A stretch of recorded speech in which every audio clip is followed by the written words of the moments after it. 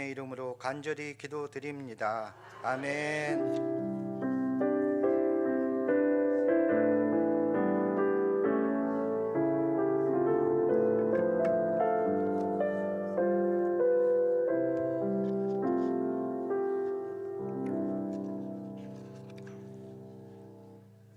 이 시간 하나님께서 우리에게 주시는 말씀은 예레미야서 35장 12절에서 19절 사이의 말씀입니다. 예레미야서 35장입니다. 12절에서 19절 사이의 말씀입니다. 자, 찾으셨으면 자막을 보셔도 될 것 같습니다. 제가 읽겠습니다. 그때 여호와의 말씀이 예레미야에게 임하여 이르시되 만군의 여호와 이스라엘 하나님께서 이와 같이 말씀하시니라. 너는 가서 유다 사람들과 예루살렘 주민에게 이르기를 너희가 내 말을 들으며 교훈을 받지 아니하겠느냐. 여호와의 말씀이니라. 레갑의 아들 요나답이 그의 자손에게 포도주를 마시지 말라 한 그 명령은 실행되어다. 그들은 그 선조의 명령을 순종하여 오늘까지 마시지 아니하거늘 내가 너희에게 말하고 끊임없이 말하여도 너희는 내게 순종하지 아니하도다. 내가 내 종 모든 선지자를 너희에게 보내고 끊임없이 보내며 이르기를 너희는 이제 각기 악한 길에서 돌이켜 행위를 고치고 다른 신을 따라 그를 섬기지 말라. 그리하면 너희는 내가 너희와 너희 선조에게 준 이 땅에 살리라 하여도 너희가 귀를 기울이지 아니하며 내게 순종하지 아니하였느니라. 레갑의 아들 요나답의 자손은 그의 선조가 그들에게 명령한 그 명령을 지켜 행하나 이 백성은 내게 순종하지 아니하도다. 그러므로 만군의 여호와 이스라엘 하나님께서 이와 같이 말씀하시니라. 보라, 내가 유다와 예루살렘의 모든 주민에게 내가 그들에게 대하여 선포한 모든 재앙을 내리니 이는 내가 그들에게 말하여도 듣지 아니하며 불러도 대답하지 아니함이라 하셨다 하라. 예레미야가 레갑 사람의 가문에게 이르되 만군의 여호와 이스라엘 하나님께서 이와 같이 말씀하시기를 너희가 너희 선조 요나답의 명령을 순종하여 그의 모든 규율을 지키며 그가 너희에게 명령한 것을 행하였도다. 그러므로 만군의 여호와 이스라엘 하나님께서 이와 같이 말씀하시니라. 레갑 아들 요나답에게 내 앞에 설 사람이 영원히 끊어지지 아니하리라 하시니라. 우리 하나님께 영광의 박수 올려드리겠습니다. 아멘. 오늘 예배 중에 행사가 참 많습니다. 그래서 바로 설교로 들어가도록 하겠습니다. 기도하겠습니다. 하나님, 우리 마음에 함께 하셨을 때 우리가 사람의 말이 아닌 하나님의 말씀으로 듣게 하여 주시고 무엇보다 성령의 감동으로 함께하여 주시옵소서. 예수님의 이름으로 기도드립니다. 아멘. 자, 오늘 본문에는 레갑 족속이 등장하는데 레갑이란 말이 계속 반복이 되죠. 여러분, 이 레갑 족속이 누구일까요? 원래 이 레갑 족속은 이스라엘의 후손이 아니었습니다. 자, 이스라엘의 민족이 애굽에서 태동이 됐죠. 야곱과 그의 자녀 한 70여 명이 애굽으로 넘어가면서 거기서 이제 12지파로 자라면서 이제 출애굽할 때 이제 12지파 이스라엘 백성이 되지 않습니까? 근데 이 레갑 족속은 이 이스라엘의 혈통에 처음부터 들어가 있지 않았던 거예요. 이들은 원래 이름이 겐 족속입니다. 겐 족속. 근데 여러분, 겐 족속이 어디 나온 줄 아세요? 성경에. 자, 모세가 40살이 될 때까지 애국 궁정에 살았다가 애국 관리를 때려 죽였죠. 그러면서 바로 왕에게 들켜 죽는 위험을 겪고 어디로 도망쳤어요? 광야로 도망쳤어요. 미디안가. 근데 그 광야에서 누구를 만나게 되죠? 미디안의 제사장 느우엘을 만나게 되고, 이 사람의 이름이 원래 또 이드로라고 바꿔놨는데 그 딸인 십보라를 만나 장가를 지게 되죠. 예, 바로 이 장가든 백성, 이 무엘의 민족, 이 미디안의 이 족속을 가리켜서 겐 족속이라고 해요. 근데 이 겐 족속이요, 이 모세를 만나면서 그들의 운명이 확 바뀌기 시작해요. 모세 때문에 결국 하나님의 백성에 포함이 되게 되고, 그래서 모세를 잘 보호하고 섬기면서 나중에 이제 이스라엘 백성이 애굽에서 나오면서 이 겐 족속은 이스라엘 따라서 어디까지 갔어요? 가나안 땅에 가서 이제 정착하면서 이스라엘 백성의 공동체에 들어가게 됩니다. 친구 따라 강남 가는 게 아니라 친구 따라 어딜 가야 된다고? 교회 가야 됩니다. 할렐루야.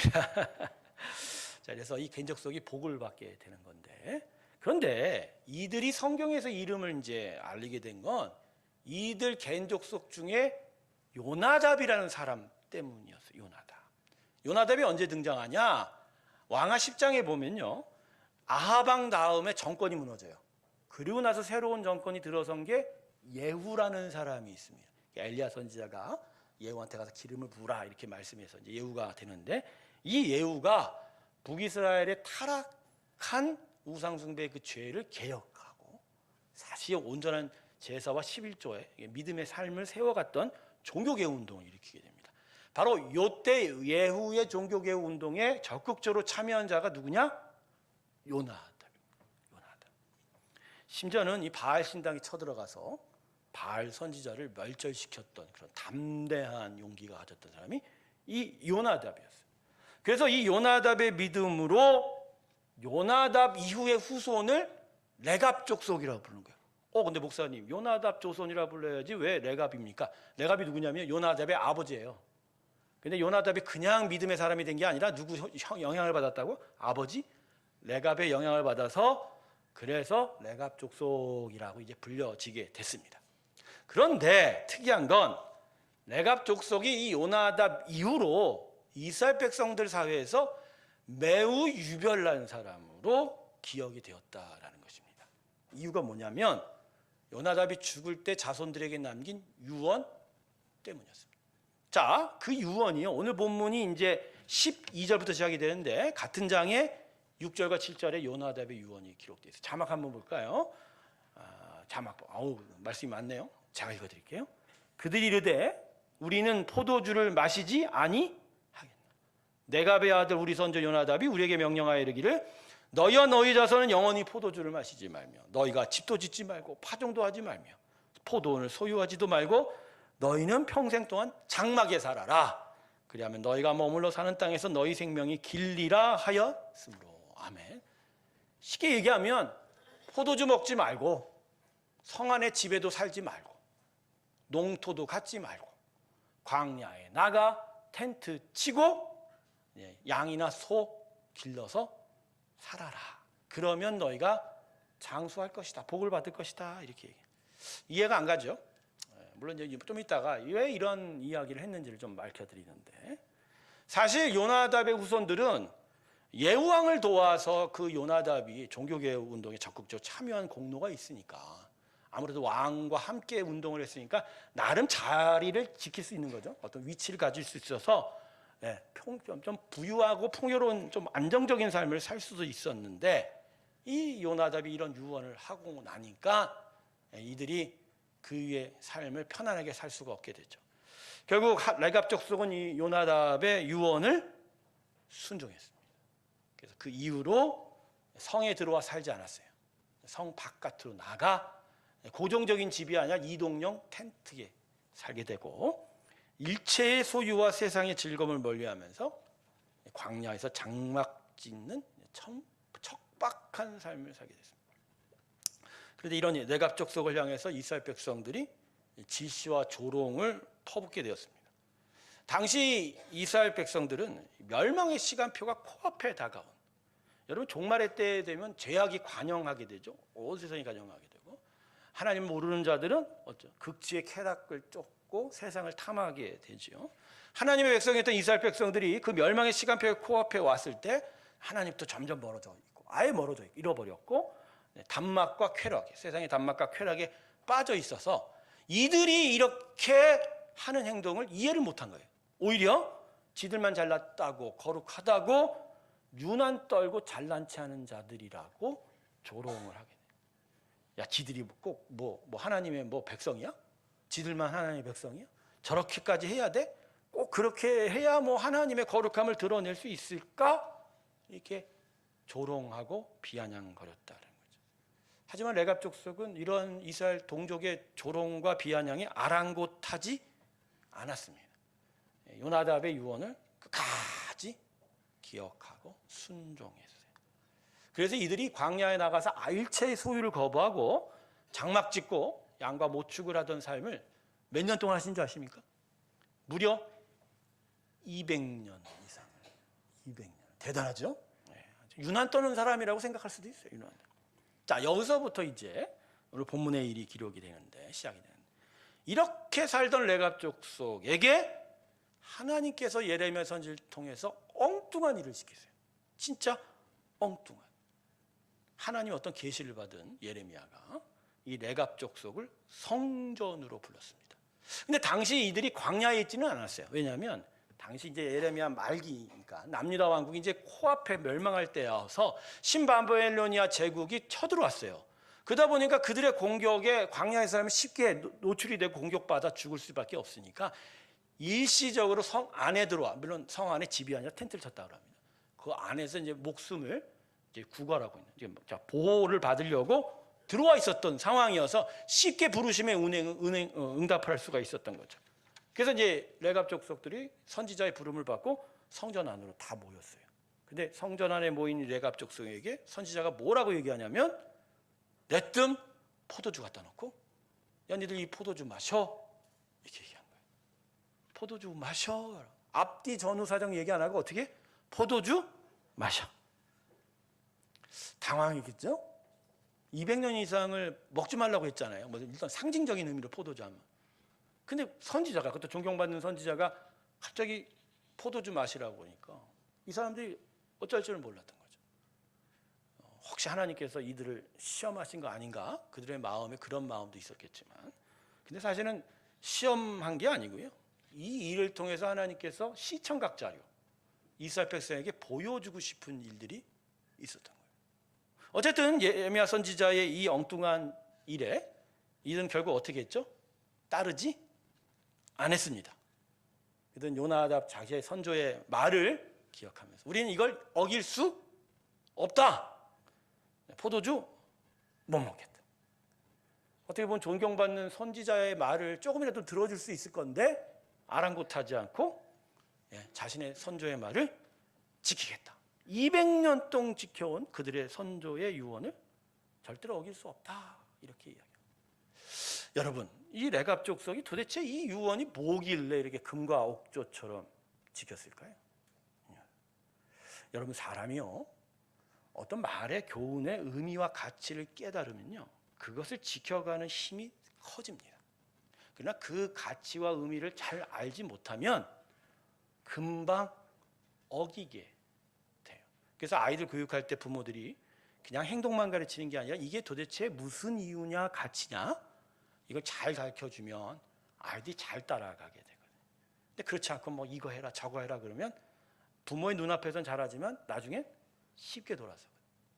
즉 이 레갑 족속이 200년 동안 이 말씀을 지켰다는 건 그냥 외양에 행동만 따른 게 아니라 이 말의 가치를 알았던 거예요. 자, 그러면 요나답이 왜 이런 조금은 너무 과할 정도의 유언을 남겼을까?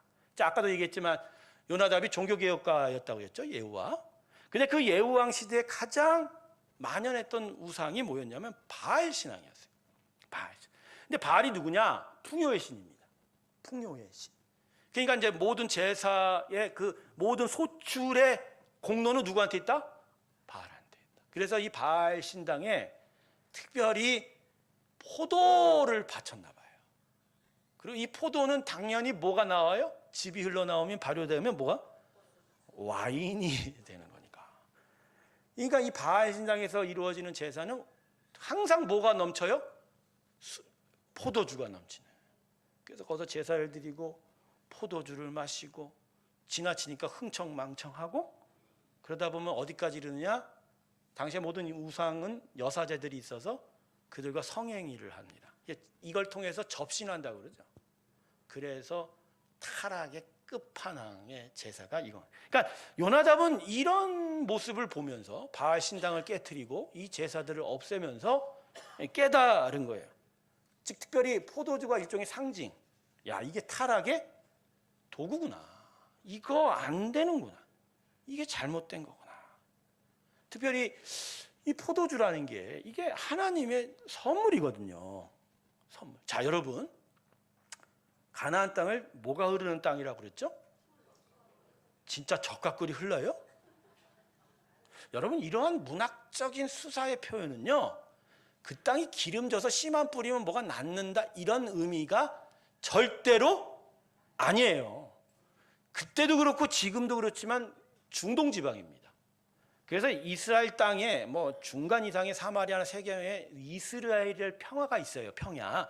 요 평화는 우리나라의 뭐 호남 평화 비슷하게 기름진 옥토들이 좀 있긴 하지만 전체적으로 가나안 땅은 척박한 사막과 광야지대예요. 그래서 식물이 잘 자라서 소출이 있을 수가 없어요. 그런데 왜 하나님이 이걸 적각꿀이라고 그러죠? 그건 그분이 하신다는 거예요. 그분이 이른 비와 늦은 비를 주시고 그 땅에 소출이 많이 나도록 축복하신다. 할렐루야. 그러니까 이스라엘 백성에게 가나안 땅을 줄 때 가나안 땅 자체가 비옥한 게 아니라 하나님이 함께 하니까, 하나님이 돌보시니까, 하나님이 함께 하시니까 소출이 없을 수가 없는 거예요. 자, 그러니까 이 포도주의 많은 소산도 사실 땅이 낸 게 아니라 누가 내신 거예요? 자, 그러니까 하나님의 복이잖아요. 그럼 그 주신 복을 기뻐하면 되는 건데 이 단순한 기쁨이 나중에 어떻게 벽겠어요? 기쁨 정도, 누리는 정도를 지나서 포도주가 타락의 도구가 되고, 요것 때문에 바알 신당을 가고 바알에서 타락한 문화 속에 빠져가게 되면서 결국 뭘 놓치는 거예요? 복의 근원 되신 하나님을 놓치고 잃어버리고 잊게 되는 일이 나타나잖아요. 요나답이 이걸 바라보면서 마음에 너무 아팠던 거예요. 그래서 자신들의 자손에게 어떻게 했다? 니들은 아예 포도주 마시지 마시지 마. 엉뚱하게 들릴 수는 있어도 여기 안에 무슨 가치가 있어요? 그래, 불편하고 척박하게 살아도 하나님 잃어버리는 것보다 100배, 1000배 낫다. 이걸 통해서 이 후손들이 오히려 하나님의 은혜 가운데 있게 될 것이다. 자, 200년 동안 이 가치를 지키고 살았던 거예요. 자, 그러면 왜 하나님이 이들을 성전 안으로 불러들여서 포도주를 마시라, 난 못 먹겠다, 이걸 왜 할까요? 당시에 가장 타락한 인종들이 누군지 아세요? 제사장들입니다. 그리고 제사 드리러 온 자들이 훨씬 더 형식적인 제사, 마음에 어떤 감동도 없고 진심도 없는 그들의 모습. 그러나 그들의 삶 속에서는 결코 하나님이 나타나지 않는 그들에게 레갑 족속을 불러 이들이 자신의 선조의 말을 끝까지 순종했던 모습을 보여주는 거예요. 그래서 그들에게 뭐라고 얘기하시는 거죠? 봐라, 얘들은 자신의 조상의 말을 그렇게 200년 동안 저렇게 지켜갔는데 너희는 뭐냐? 내가 너희에게 모든 것을 줬는데 너희는 내 말 하나라도 듣느냐? 내 말에 순종하느냐? 너희들이 계속 줬던 거는 세상의 단맛이지 진짜 나의 복을 누리고 기뻐할 줄 아느냐? 그래서 나를 지킬 수 있느냐? 그러면서 오늘 본문 14절부터 17절 사이를 보면 하나님이 이스라엘 백성에게 재앙을, 이전부터 경고하셨던 재앙을 이제 내리시겠다. 결국 이 시간 지나고 신바벨로니아 제국 군대가 결국 예루살렘을 함락하고 모든 성전이 폐허가 되고 모든 성전의 기구들까지 다 빼앗기고 이 백성들이 땅을 잃고 바벨론으로 포로로 가는 그 유명한 바벨론 유수가 생기게, 나라 잃고 땅 잃고 하나님의 복을 잃게 되는 그런 일이 나타나요. 근데 오늘 말씀은 거기서 끝나지 않아요. 하나를 더 붙여요. 그게 뭐냐? 18절부터 보면 자신의 조상의 말이라도 끝까지 순종한 레갑 족속에 대한 복을 선포하고 계시죠. 오늘 보면 18절과 19절 자막을 한번 보세요. 19절 맨 마지막 부분에 이렇게 기록하죠.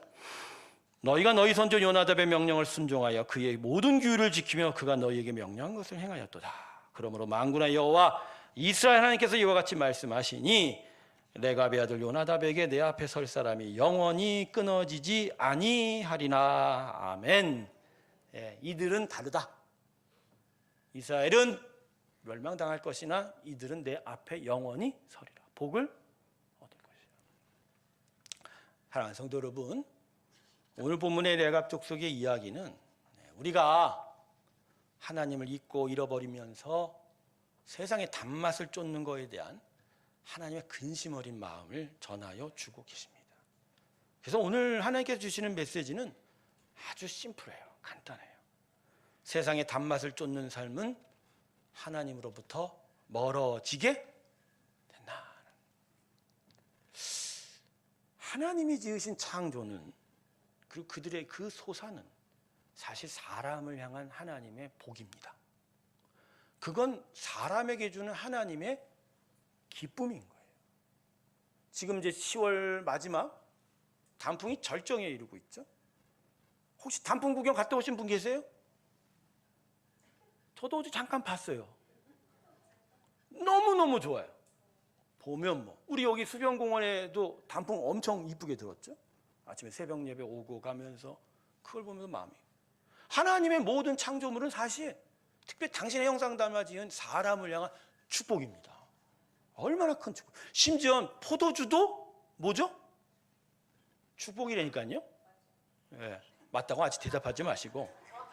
문제가 이제 그게 아니고요. 포도주가 나무에서 떨어져 자기가 자연 발효해서 와인이 됐는데 그걸 사람이 어떻게 말리겠어요? 문제는 포도주를 증류를 해갖고 뭘 만들기 시작했어요? 꼬냑을 만드는 거예요. 모든 위스키가 과일주와 곡물을 증류를 해서 얻는 거예요. 즉 사람의 욕심과 쾌락, 단맛을 얻는 마음이 주신 그 기쁨을 어떻게 해요? 다른 것으로 바꿔가면서 거기에 전 그러면서요, 하나님이 주신 기쁨을 누리면 되는데, 그냥 감사하면 되는데 지나쳐서 거기서부터 하나님을 잃어버린다는 거예요. 하나님을 잊는다는 거예요. 사람에게 있는 가장 큰 교만이 뭔지 아세요? 우리가 세상의 단맛을 가려서 얻을 수 있어요. 내가 하다가 딱 위기의 순간 되면 빠져나오면 되지. 이런 생각들 하고 있거든. 이거 술, 이거 석잔, 난 마시면 내가 취하지 않아요. 나 취하면 안 마셔. 이런다니까. 그런 사람이 먼저 취해요. 집에를 못 가. 집에 못 가. 여기 있는 사람이 그랬다니까요. 여기 있는 사람이 난 이길 줄 알았어요. 이길 줄 알았어요. 사람에게 있어서 세상의 단맛을 가려서 얻을 수 있다고 자랑하지만 그 지혜, 그 힘은 절대 없어요. 교만에 빠진 거예요. 이 단맛의 함정을 이길 힘이 없어요. 1950년대 초반에 강원도 그 찢어지게 가난한 산골에 상수라는 아이가 있었답니다. 너무 집이 가난한데. 그래서 큰아버지가 그럼 사셨나 봐. 장날에 장터 가갖고 노란 고무신을 하나 사다 줬어요. 애한테. 애가 얼마나 기뻤겠습니까? 센 노란 고무신. 얘가 이걸 신었겠어요? 안 신었겠어요? 안 신었어요. 그냥 안 신고 어떻게 해? 들고 다니는 거야. 신을 발에 씻지도 않고 두 손에 그리고 물만 만나면 그걸 깨끗이 닦고. 그러다가 개울에서 이 고무신을 닦는데 그날따라 빠른 물살에 고무신이 훅 흘러가. 얘가 어떻게 했을까요? 그거 건지러 물결 따라 쭉 내려간 거예요. 그런데 어느 정도 가면 그만해야지. 잡을 때까지 가러 간 거야.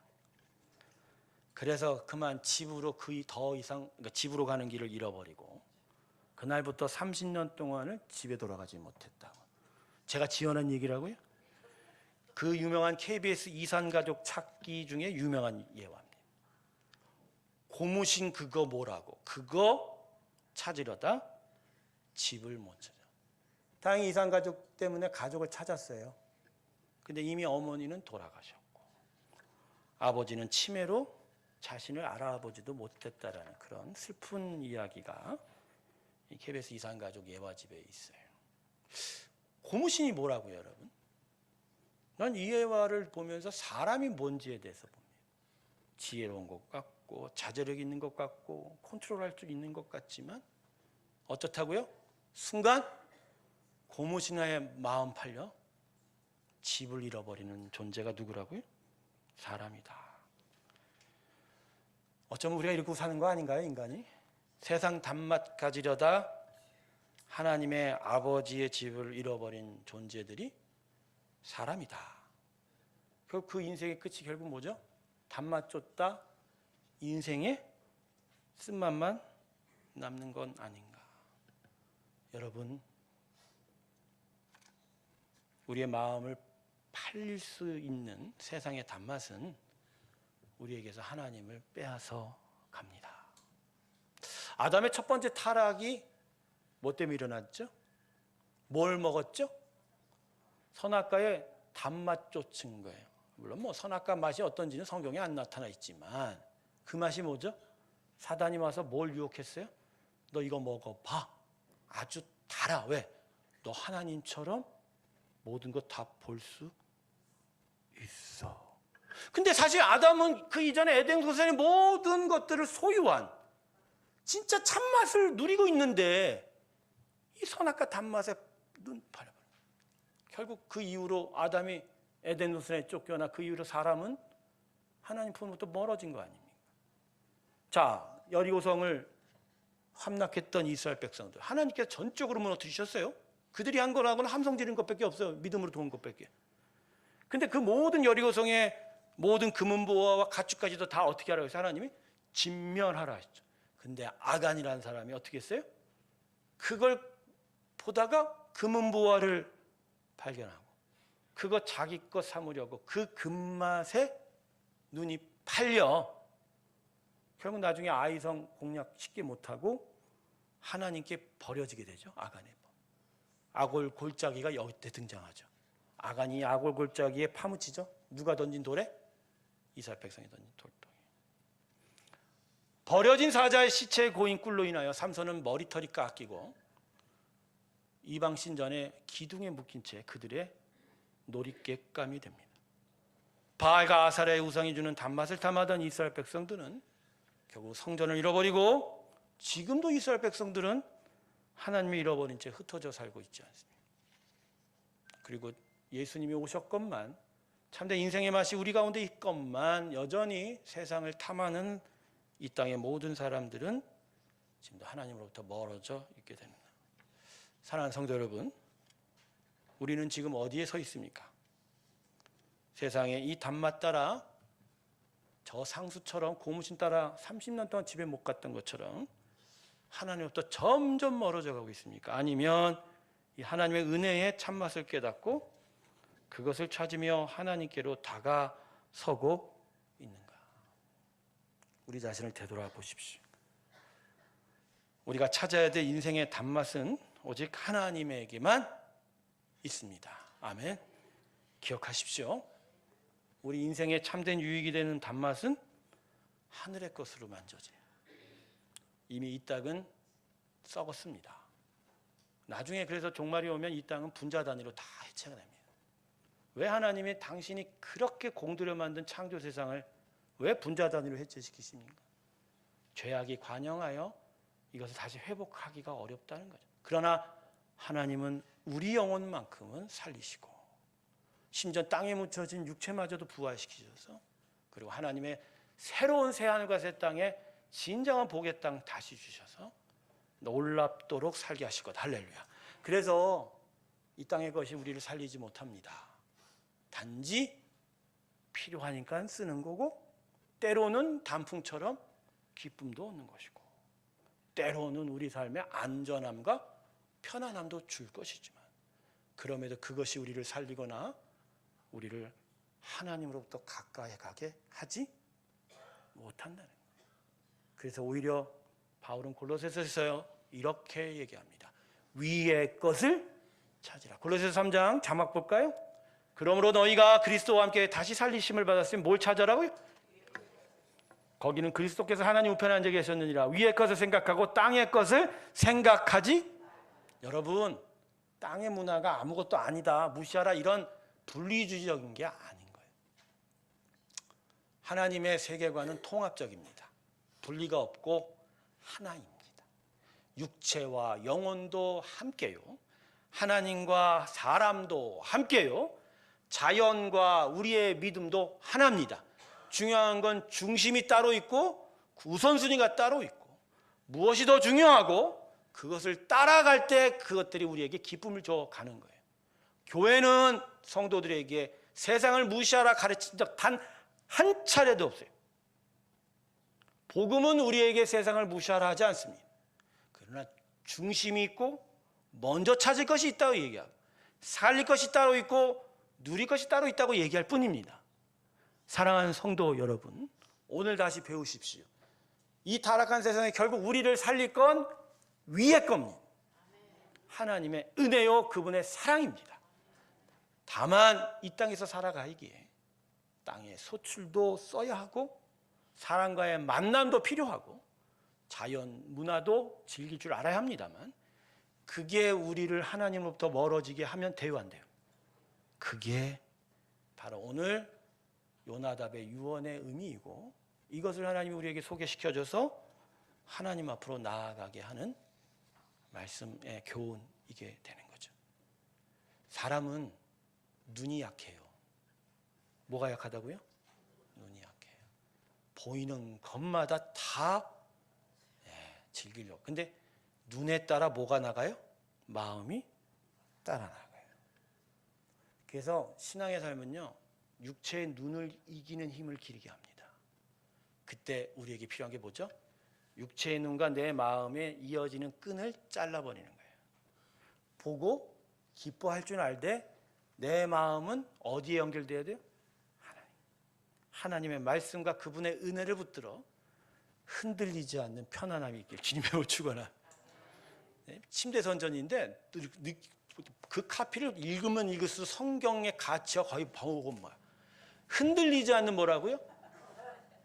내 마음이 흔들림이 없이 하나님이 우리에게 주는 평안함, 그 믿음, 그게 바로 이 타락한 세상에서 우리의 믿음을 지켜갈 수 있는 일이 될 줄로 믿습니다.